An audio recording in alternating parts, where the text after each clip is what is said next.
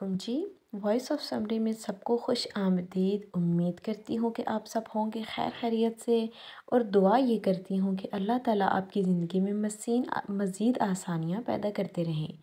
छोटी सी रिक्वेस्ट है जी कि अगर चैनल पर आप नए हैं तो काइंडली चैनल को जल्दी से कर दीजिएगा सब्सक्राइब, और अगर आपको वीडियो अच्छी लगे तो उसको ज़रूर कर दीजिएगा लाइक। तो चलिए चलते हैं आज की एपिसोड की जानिब। गलत लगा है आपको, मैंने किसी से मदद नहीं ली, वो साफ मुकर गई थी। फ़्लिप को पुलिस स्टेशन से रिपोर्ट दर्ज करवाकर बाहर निकलते देखकर उसका कुछ देर पहले वाला गुस्सा और कोफ्त उसके चेहरे से गायब हो चुकी थी। वैसे इस ड्रेस में बहुत अच्छी लग रही हो शेरनी, उसकी सादा सी शलवार कमीज़ में निखरी निखरी सी एंजल का बगौर जायज़ा लेते हुए कहा। आप हैं कौन और क्यों मुझे तंग कर रहे हैं यूं बीच रास्ते में? प्लीज़, मैं पहले ही बहुत परेशान हूँ, खुदारा मेरा पीछा छोड़ दें। वो बुरा सा मुँह बनाकर बोली, जबकि फ़्लिप तो एंजल के सामने खड़े शख्स की पर्सनैलिटी देखकर मबहूत सा खड़ा था। होटल चलें एंजल, फ़्लिप ने उसे चलने का कहा। आपने मुझसे वादा किया था, इतनी जल्दी भूल गई? उसने फ़्लिप की बात को नज़रअंदाज करके सामने खड़ी एंजल से पूछा और फिर खोजती हुई नज़रों से उसे तकने लगा। एंजल, तुम इस हैंडसम को जानती हो? कौन है ये? कुछ देर खामोश रहने के बाद अचानक ही फ़्लिप ने एंजल के करीब होकर पूछा तो उसने मुस्कुराते हुए एंजल के चेहरे की तरफ देखा और उसके जवाब का इंतज़ार करने लगा, लेकिन एंजल के चेहरे पर अजनबियत तारी थी। नहीं, मुझे नहीं पता ये कौन है, मैं अभी इनसे आज मिल रही हूँ, चलो अब देर हो रही है हमें, वो अजनबी अंदाज में कहती फ़्लिप के साथ वहाँ से जाने के लिए मुड़ी। लेकिन एंजल के इस तरह अजनबी अंदाज में जवाब देने पर यकदम ही उसका चेहरा मुतगैर हुआ और गुस्से से माथे पर बल पड़ गए। करवा दी है रिपोर्ट और अपना नंबर भी लिखवा दिया है, जैसे ही कोई पता चलता है वो हमें इन्फॉर्म कर देंगे। फ़्लिप उसके साथ साथ होटल के रास्ते की तरफ चलते हुए उसे तफसील से आगाह करने लगा। चरिंद परिंद की चहकाने सुनाई दी तो आशिर ने किसी के मखमली वजूद को अपनी कैद में महसूस करते उसके संदली वजूद से उठती महसूर कुन महक को अपनी सांसों में उतारा। उसके रगोपे में सुकून सा सरायत कर गया।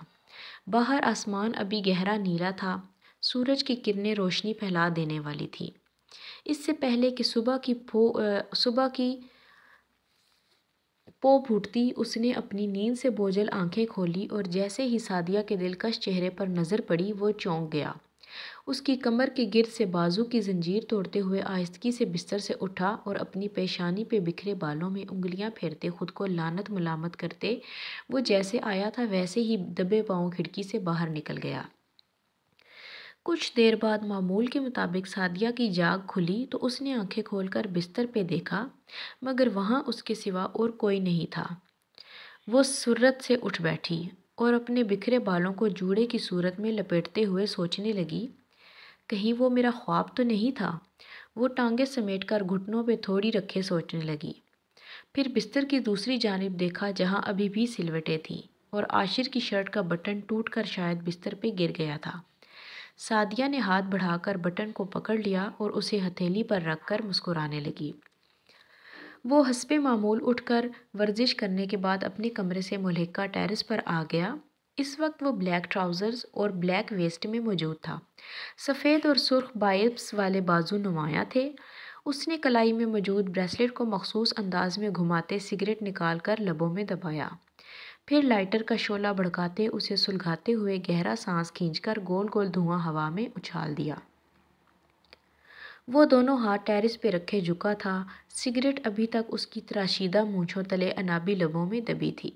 सुबह की ठंडी हवा का झोंका उसके फराख सीने से टकराया, मगर उसके सीने में भड़कते शोलों को भी ठंडा नहीं कर पाया। महमल की आंख खुली तो खुद को एक अजनबी जगह पे पाया। उसने इर्द गिर्द जांचती नज़रों से देखा, फिर हाथ पे लगी ड्रिप की सुई खींचकर निकाल दी और भारी भरकम लहंगा दोनों हाथों से थामकर खड़ी हुई और रात के सारे वाक़यात उसकी आंखों के सामने चलने लगे। उसने देखा कि कमरे का दरवाज़ा बाहर से बंद था। उसने टेरेस में जाकर पहले जगह का अंदाज़ा लगाना चाहा कि वो इस वक्त है कहाँ। جیسے ہی وہ ٹیرس میں آئی اس کی نظر اس شخص پہ پڑی۔ بلا شبہ وہ دنیا کے وجیح مردوں میں سے ایک تھا، لیکن مقابل بھی کوئی عام دل پھینک لڑکی نہیں، محمل شیخ تھی۔ اسے دیکھ کر اس کی آنکھوں میں چمک ابھری۔ اس نے تیزی سے آگے بڑھ کر اس کے لبوں میں دبی ہوئی سگریٹ اچک لی اور اپنے ہونٹوں میں لیے ایک گہرا کش لیا۔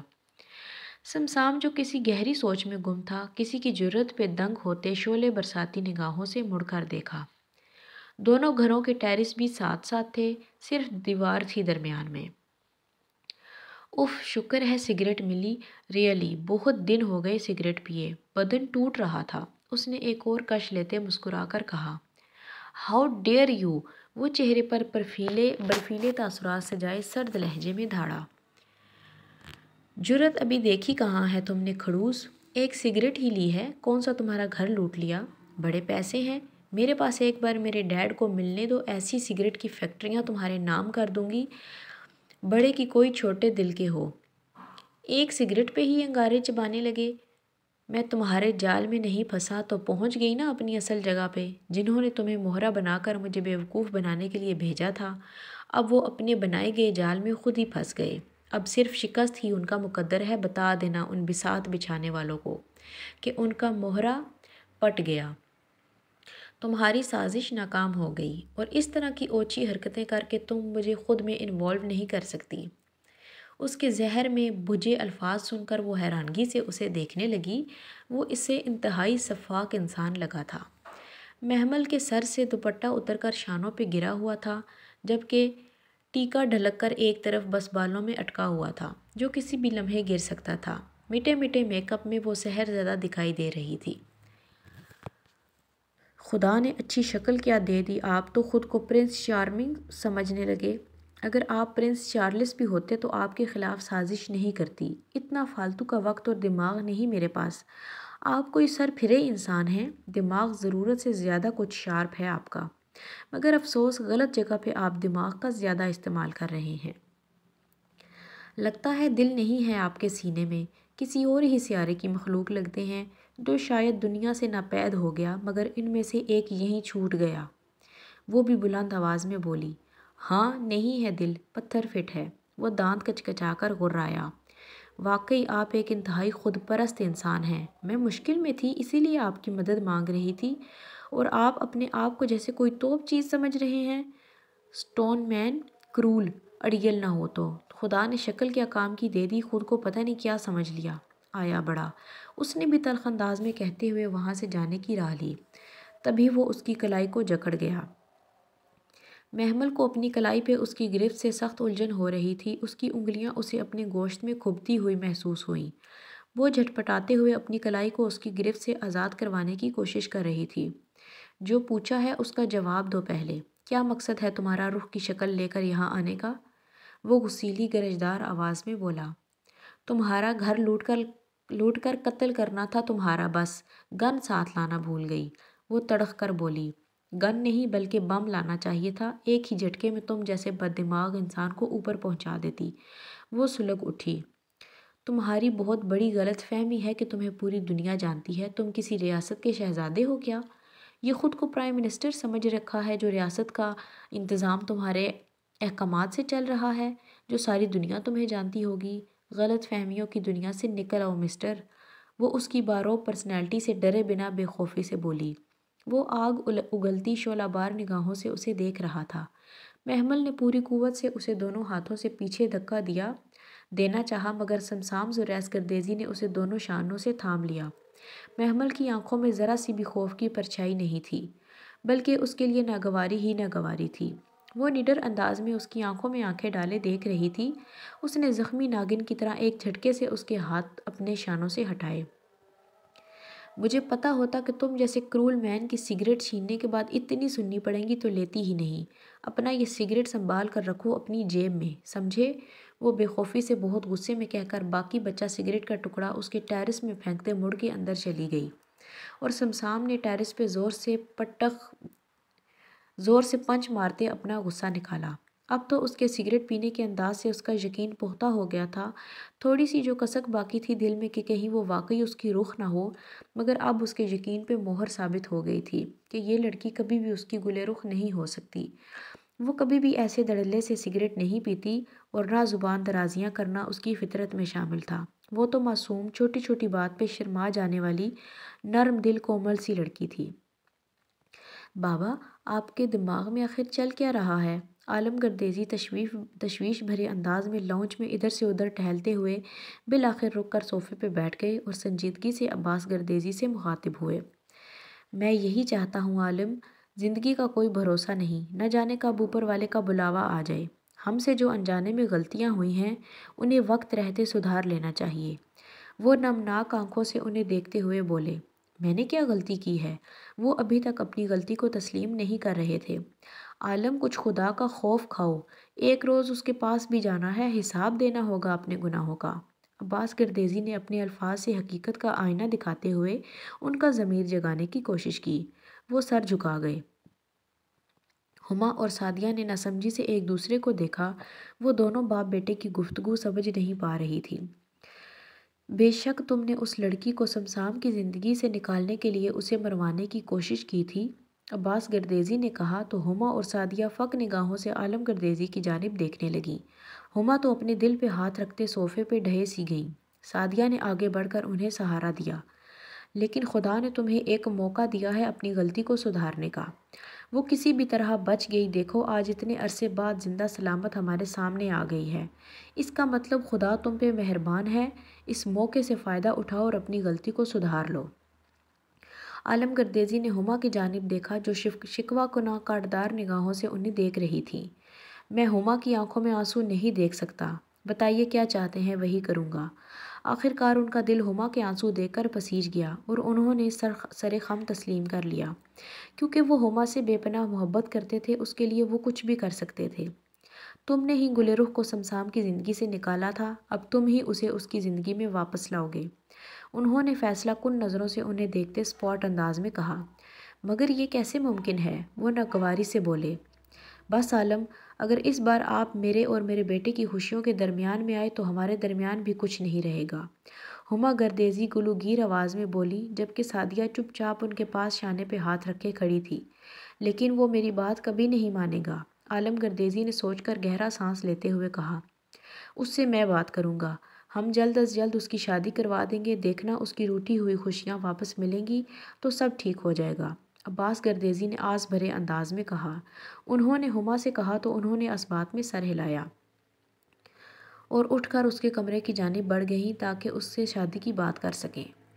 عاشر، یہ تمہارے ہاتھ پر کیا ہوا؟ وہ بیڈ گراؤنڈ سے ٹیک لگا کر آنکھیں موندے بیٹھا تھا جب آہستہ سے دروازے کو ناک کر کے ملک حاشر اور فضا اس کے کمرے میں داخل ہوئے اور انہوں نے اس کے ہاتھ پر پٹی بندی دیکھ کر پریشانی اور فکر مندی سے پوچھا اور پھر جلدی سے چلتے ہوئے اس کے پاس پہنچ گئے۔ وہ جو خیالوں میں غرق تھا ان کی آواز پر چونک کر سیدھا ہوا۔ ارے ڈیڈ، آپ یہاں؟ آپ کب واپس آئے؟ مجھے بلا لیتے، میں آ جاتا۔ تمہارے ہاتھ پر کیا ہوا یہ بتاؤ تم۔ انہوں نے اس کی بات کو نظر انداز کر کے پھر پریشانی سے پوچھا اور اس کے پاس بیٹھ کر اس کے ہاتھ کو اپنے ہاتھوں میں تھام لیا۔ ڈیڈ، کچھ بھی نہیں ہوا، یہ ہلکی سی خراش آئی ہے، زیادہ زخم نہیں ہے، آپ پریشان نہ ہوں، اس نے جلدی سے بڑے نارمل انداز میں کہا۔ وہ باپ کی پریشانی دیکھ چکا تھا۔ تم ٹھیک ہو نا؟ فضا نے اس کے چہرے کو غور سے دیکھتے ہوئے فکر مندی سے پوچھا۔ وہ بات تو کچھ اور کرنے آئے تھے لیکن اس کے ہاتھ پر زخم دیکھ کر کافی پریشان ہو گئے تھے۔ جی موم، میں بالکل ٹھیک ہوں، بس آپ پریشان نہ ہوں۔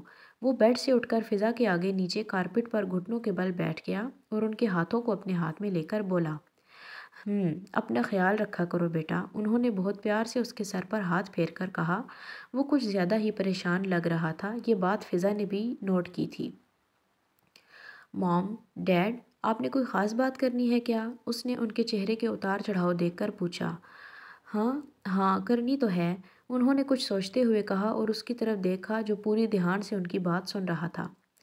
کیا بات ہے ڈیڈ، بتائیں؟ اس نے سوالیہ نگاہوں سے ملک حاشر کی طرف دیکھا۔ بیٹا، ہم نے آپ کی شادی کرنے کا فیصلہ کر لیا ہے اور لڑکی بھی ڈھونڈ لی ہے۔ انہوں نے بہت سوچ بچار کے بعد ایک ہی سانس میں اپنی بات کہہ دی۔ ان کی بات سن کر ملک حاشر ہتھے سے اکھڑ گیا۔ اور وہ لڑکی یقیناً سعدیہ ہوگی، وہ ماتھے پر بل ڈالے ناگواری سے بولا۔ تم پہلے اپنی مرضی سے شادی کر رہے تھے، پتہ چلا مجھے لڑکی عین وقت پہ فرار ہو گئی، اچھا ہوا، ورنہ میں سعدیہ کے علاوہ کسی کو اپنی بہو کے طور پہ قبول نہیں کرتی۔ بس اب مجھے ایک دن کی بھی مزید دیر نہیں کرنی، میں آج ہی عالم بھائی کی طرف تمہارا رشتہ لے کر جاؤں گی اور اس جمعے کو تمہارا اور سعدیہ کے نکاح کا فریضہ انجام دیتے ہیں۔ انہوں نے فوراً فیصلہ لیتے ہوئے ملک عاشر کی طرف دیکھا تو انہوں نے بھی تائیدی انداز میں اس بات میں سر ہلایا۔ عاشر انہیں دیکھ کر رہ گیا۔